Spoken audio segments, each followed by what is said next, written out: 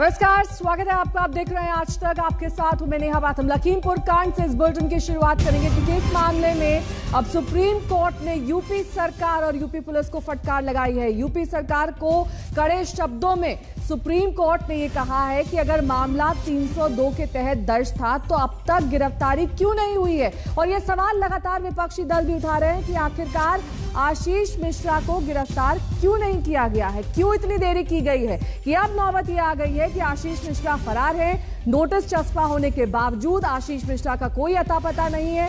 संजय शर्मा मेरे सहयोगी इस वक्त तमाम जानकारी के साथ जुड़ गए हैं। संजय, सुप्रीम कोर्ट ने क्या कुछ कहा है, मामले का स्वतः संज्ञान लिया था और क्योंकि ये मामला बेहद हाई प्रोफाइल है, गृह राज्य मंत्री से जुड़ा हुआ है, इसको लेकर कोर्ट ने क्या कुछ कहा?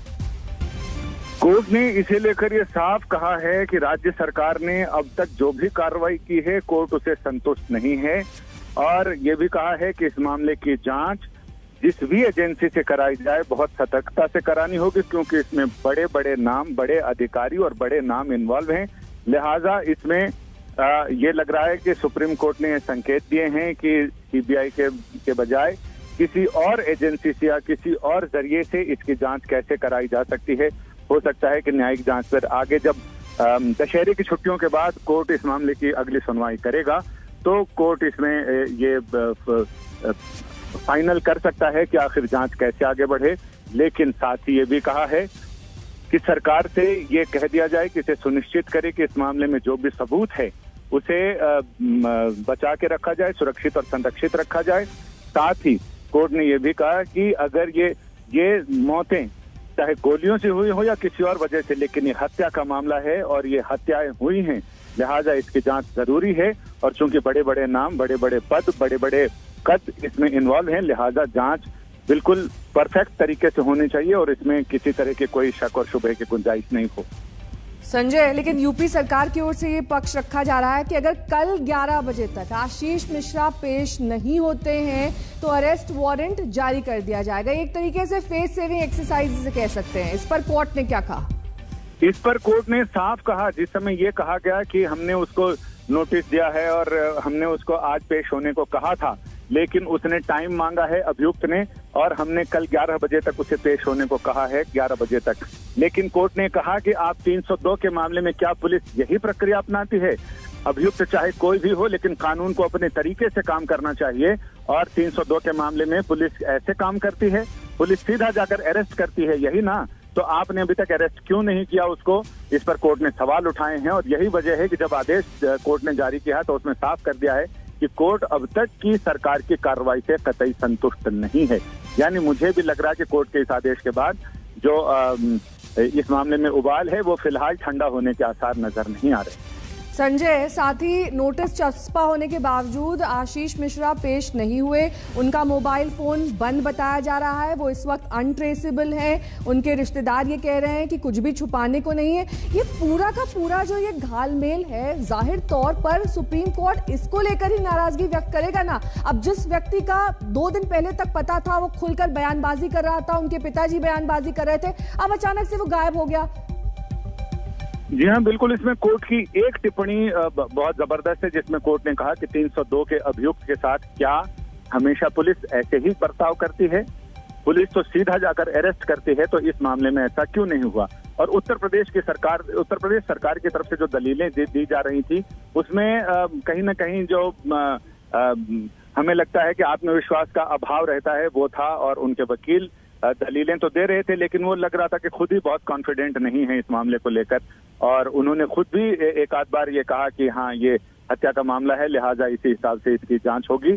तो इस पर कोर्ट ने साफ कहा है कि जांच के लिए सबूत सारे सुरक्षित और संरक्षित रखे जाएं और साथ ही क्योंकि बड़े नाम इसमें इन्वॉल्व हैं, लिहाजा कौन सी एजेंसी जांच करेगी इस पर भी सरकार अपनी तरफ से बताए। बहुत बहुत शुक्रिया इस तमाम जानकारी के लिए आपका। संजय शर्मा हमारे सहयोगी तमाम जानकारी देते हुए लखीमपुर कांड पर। लेकिन अब बात मुंबई की कर लेंगे जहां पर ड्रग्स मामला इस वक्त तूल पकड़ता जा रहा है, जिसमें फिल्म स्टार शाहरुख खान के बेटे आर्यन खान की जमानत अर्जी पर सुनवाई अब भी चल रही है सेशंस कोर्ट में। उधर एनसीबी सभी आरोपियों को जेल लेकर जा रही है।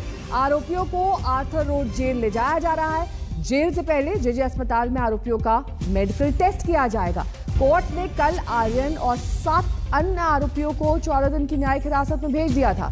तो एनसीबी दफ्तर से आर्थर रोड जेल ले जाया जा रहा है, लेकिन इस बीच जेजे अस्पताल में मेडिकल टेस्ट के लिए ये सभी आरोपियों को रोका जाएगा। वहां पर मेडिकल जांच होगी और उसके बाद ही ये लोग आर्थर रोड जेल जाएंगे। जो फीमेल आरोपी है उसे बाइकला जेल ले जाया जाएगा।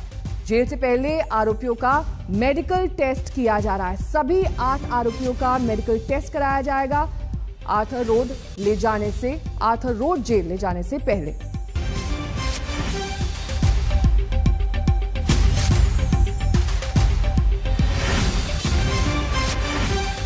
आर्थर रोड जेल से मेरे सहयोगी अरविंद ओझा इस वक्त तमाम जानकारी के साथ जुड़ गए हैं। तंसीम हैदर इस वक्त एनसीबी दफ्तर के बाहर मौजूद हैं। सबसे पहले अरविंद ओझा का रुख करेंगे, क्योंकि अरविंद आप लगातार इस मामले को ट्रैक कर रहे हैं, फॉलो कर रहे हैं। ये जो आज हुआ है, दरअसल अभी भी सेशंस कोर्ट में सुनवाई चल रही है। सेशंस कोर्ट में मामले को पूरी तरीके से सुना जा रहा है, लेकिन ये जो जेल ले जाने की प्रक्रिया है, इसमें इतनी जल्दबाजी क्यों? थोड़ा सा वेट किया जा सकता था, फैसला आ जाता जेल या फिर बेल पर, तब ले जाया जाता जेल।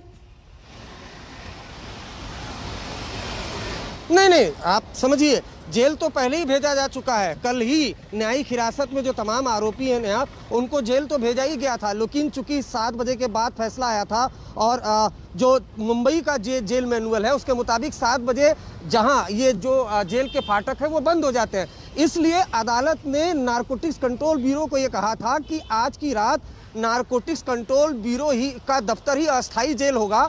इसलिए आज की रात के लिए आप तमाम जो आरोपी हैं जिन्हें जुडिशियल कस्टडी में भेजा गया है वो एनसीबी के दफ्तर में ही रखें, लेकिन उनसे किसी तरह की पूछताछ नहीं हो सकती है। इसलिए तमाम आरोपियों को कल रात भर के लिए एनसीबी के दफ्तर में रखा गया था एक अस्थायी जेल के तौर पर। लेकिन जैसा नियम है, जैसे ही सुबह हुई उसके बाद नारकोटिक्स कंट्रोल ब्यूरो को तमाम जो कैदी हैं, तमाम जो न्यायिक हिरासत में आरोपी हैं, जो कैदी हैं, जिसमें आर्यन खान भी शाहरुख खान के बेटे शामिल हैं, उनको सुबह ही हैंडओवर करना था इस आर्थर रोड जेल में, जबकि जो महिला कैदी हैं उनको बाइकुला जेल में। इसलिए नियम के तौर पर नारकोटिक्स कंट्रोल ब्यूरो जेल को हैंडओवर करेगा, क्योंकि वो जो तमाम आरोपी हैं कल जब से ही अदालत ने उनको न्यायिक हिरासत में भेजा था, तब से सुबह ही हैंडओवर होना था, सुबह ही मेडिकल जांच होनी थी, सुबह ही सब कुछ होना था। थोड़ा इंतजार और कर लेते, अगर बेल मिल जाती तो सीधे एनसीबी दफ्तर से सभी घर जा सकते थे। देखिए नेहा, वही मैं बता रहा हूं कि दरअसल अदालत ने जब न्यायिक हिरासत में किसी भी शख्स को भेज दिया है, लेकिन अगर अदालत ये कहती है कि चूंकि 7 बजे जैसा कि मुंबई का जेल मैनुअल का नियम है कि जेल के फाटक बंद हो जाते हैं, तो खुद उस जो कंसर्न अथॉरिटी है उसको ये कहा गया कि आप इसको अपने पास ही रखें आज रात भर के लिए। लेकिन जैसे ही फिर दूसरी सुबह होगी जब जेल ओपन हो जाते हैं, तो कोई भी कैदी हो, एक सामान्य कानूनी प्रक्रिया है, उनको जेल भेजा जाएगा। इसलिए फिलहाल मेडिकल जांच कराई जा रही है जेजे अस्पताल में और उनको फिर जेल के हैंडओवर किया जाएगा। रिलीज ऑर्डर भी अगर आता है, अगर जमानत मिल जाती है तो वो रिलीज ऑर्डर भी आएगा नेहा, वो अदालत से सीधा इसी जेल में आएगा और उसके बाद फिर उनको रिहा किया जाएगा। लेकिन अगर जमानत अर्जी खारिज हो जाती है तो जैसा कि पहले से ही 14 दिन की जुडिशियल कस्टडी में आरोपी हैं, तो वो बने रहेंगे इसी आर्थर रोड जेल में, जहां पर इस वक्त मैं मौजूद हूं। हालांकि अभी भी जेजे अस्पताल में मेडिकल हो रहा है, कानूनी प्रक्रिया है, कोर्ट के बाहर से। और तंसीम, इस वक्त कोर्ट की प्रोसीडिंग्स चल रही है, एनसीबी दफ्तर के बाहर, माफ कीजिएगा, तंसीम मौजूद है। एनसीबी को हैंडओवर करना था, जिस तरह से जानकारी अरविंद दे रहे हैं, लेकिन अभी भी सेशंस कोर्ट में सुनवाई चल रही है, मामला चल रहा है। कब तक जानकारी मिल रही है कि ये पूरी सुनवाई खत्म हो जाएगी और पूरा फैसला आ सकेगा? जी देखिए, जैसा कि प्रोसीजर है, तो अभी बचाव पक्ष के वकील मानिश शिंदे जो हैं वो अपनी बात रख रहे हैं कोर्ट में। उन्होंने अपनी दलील दी है कि सेक्शन 8 जो लगाया गया है आर्यन खान के ऊपर, वो उनके ऊपर बनता ही नहीं है, क्योंकि उनके पास से किसी भी तरह का सीजर नहीं हुआ है, कोई बरामदगी नहीं हुई है। तो ये उनकी बहस लगातार जारी है और वो कई पुराने केसेस का हवाला भी दे रहे हैं अपनी आर्ग्यूमेंट्स के दौरान, और जिसमें रिया चक्रवर्ती के केस का भी उन्होंने अपने अपने आर्गुमेंट्स में शामिल किया है, उसकी दलील दी है। तो ये जब अपनी बात पूरी कर लेंगे बचाव पक्ष के वकील, उसके बाद जो पब्लिक प्रोसिक्यूटर हैं वो इनके जो बेल एप्लीकेशन है उसको अपोज करने के लिए बहस करेंगे, जिसके बाद ये फैसला आने की उम्मीद है। जाहिर है इसमें करीब 1-1.5 घंटे का वक्त लगेगा इस पूरी बहस में, उसके बाद फैसला आएगा। और बाकी के जो अभियुक्त हैं उन पे भी चूंकि एप्लीकेशंस लगी हुई हैं तो उन पे भी सुनवाई होनी है। तो प्रोसीजर थोड़ा लंबा चलने की उम्मीद है, लेकिन ये माना जा रहा है कि मेडिकल कराने के बाद अब इन लोगों को जेल ही जाना होगा, क्योंकि अगर रिलीज भी होंगे तो जेल क्लैरिटी चाहेंगे यहाँ पर, क्योंकि 8 आरोपी हैं इसमें, आर्यन खान उसमें क्योंकि सबसे बड़ा और हाई प्रोफाइल नाम है, लेकिन बाकियों पर एक एक करके फैसला आएगा। और जिस तरीके से आप कह रहे हैं कि ये लंबा प्रोसीजर हो सकता है ऐसे में, क्योंकि चार्जेस सब पर अलग अलग हैं, जिस तरह के आरोप साबित हुए हैं वो सब पर अलग अलग हैं, तो एक एक करके फैसला आएगा।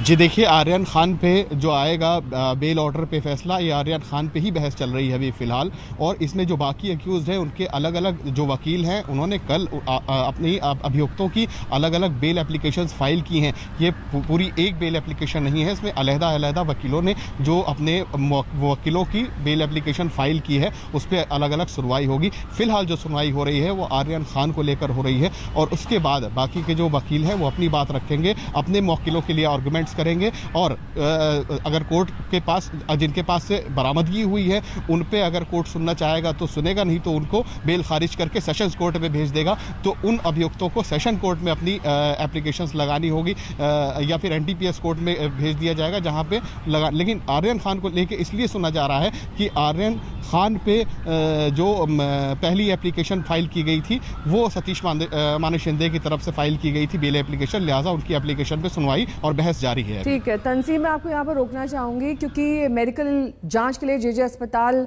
ले जाया गया है आर्यन खान को। इस पर जानकारी अरविंद के पास है। अरविंद, क्या जानकारी मिल रही है? मेडिकल टेस्ट पूरा हो गया है, इसके बाद कहाँ ले जाने की कार्रवाई?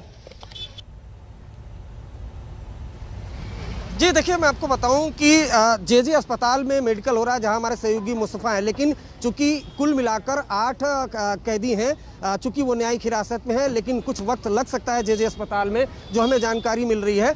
लेकिन अगर मेडिकल जांच पूरी होगी उसके बाद चूंकि हर 24 घंटे में मेडिकल जांच होती है, उसके बाद सीधा यहाँ पर लाया जाएगा इस ऑथर रोड जेल में। ये ऑथर रोड जेल है जहाँ पर लाया जाएगा। और जिस तरह से मैं बताऊं कि जब कल अदालत ने फैसला सुनाया था कि तमाम जो आरोपी हैं उनको न्यायिक हिरासत में भेजा जाता है, उसके बाद से जितने भी 8 आरोपी थे वो अब अदालत की जिम्मेदारी बनते थे, वो अदालत की एक तरीके से कहें तो कस्टडी मानी जाती थी। लेकिन चूंकि अदालत ने कहा था कि नारकोटिक्स कंट्रोल ब्यूरो चूंकि 7 बज गए थे, जेल के फाटक बंद हो गए थे, जो मुंबई के जेल का मैनुअल है, अगर आपने पिछले दिनों रिया के केस में देखा होगा तो भी इसी तरीके का मामला सामने आया था। जिसके बाद सौरभ अख्तानिया मेरे सहयोगी जुड़ गए हैं सेशंस कोर्ट के बाहर से। सौरभ, कितनी टाइम लगेगा, कितना वक्त लगेगा कार्रवाई पूरी होने में, फैसला आने में? जी देखिए, टाइम तो लगेगा क्योंकि अभी एक के बाद एक जो लॉयर्स है वो साइटेशन दे रहे हैं, जो पहले के केसेस में क्या होता है उसके बारे में जानकारी दे रहे हैं। बहुत इंटरेस्टिंग चीज़ें हो रही है कोर्ट में, वो मैं पहले आपको बता दूं। जैसे ही एनसीबी के लॉयर्स और एनसीबी के जो इन्वेस्टिगेटिंग ऑफिसर वहां पर पहुंचते हैं, वो कहते हैं कि ये जो किला कोर्ट है, ये जो मजिस्ट्रेट कोर्ट है, वो कॉम्पिटेंट कोर्ट नहीं है, ये बेल हियरिंग नहीं सुनते। उसके लिए आपको अगर बेल हियरिंग चाहिए आर्यन और बाकी के जो आरोपी है तो आपको सेशंस कोर्ट जाना होगा। फिर जो मजिस्ट्रेट जज है बड़ा कड़ा रुख अपनाते हुए उन्होंने जो एनसीबी के लॉयर्स हैं उनको कहा वो मेरा काम है, वो मुझ पर छोड़िए, आप पहले आर्ग्यूमेंट शुरू करिए। फिर से एनसीबी के लॉयर्स ने कहा कि देखिए पहले आप जो ज्यूरिडिक्शन है, जो मेंटेबिलिटी है, उस पर पहले जजमेंट दे दीजिए, उसके बाद मैं मेरिट्स के ऊपर आर्ग्यूमेंट शुरू करता हूं। तो जज ने साफ कह दिया मेंटेबिलिटी जो है वो मैं डिसाइड करूंगा, वो मेरा काम है, आप पहले ये बताइए कि आपको इसमें बेल चाहिए या नहीं देनी चाहिए, ये आप दीजिए। इस पर अब सतीश माने शिंदे ने अपने आर्ग्यूमेंट शुरू कर दिए हैं। एनसीबी की तरफ से कहना है कि जब एक्टर अरमान कोहली को गिरफ्तार किया गया था तो ये कोर्ट ने उसे बेल नहीं दी थी, कोर्ट ने कहा था कि आप सेशंस कोर्ट जाइए। उसके ऑपोजिट में जो आर्यन खान के एडवोकेट है सतीश माने शिंदे ने कहा जब रिया चक्रवर्ती के केस में एक आरोपी कैजान करके जो आरोपी है उसकी गिरफ्तारी हुई थी, तो यही वो कोर्ट थी जिन्होंने बेल उसे दे दी थी। तब तो एनसीबी ने उसका विरोध नहीं किया। तो एक के बाद एक बहुत ही इंटरेस्टिंग आर्ग्यूमेंट्स कोर्ट के अंदर चल रहे नेहा, लेकिन वक्त निकलता जा रहा है। नजर बनाए रखिए सौरभ, आपके पास लौटेंगे। तंसीम हैदर मेरे सहयोगी एनसीबी दफ्तर के बाहर से मौजूद हैं, आर्थर रोड जेल के बाहर से भी तमाम अपडेट्स हम आप तक पहुंचाते रहेंगे। फिलहाल वक्त एक छोटे से ब्रेक का हो चला है, देखते रहिए आज तक।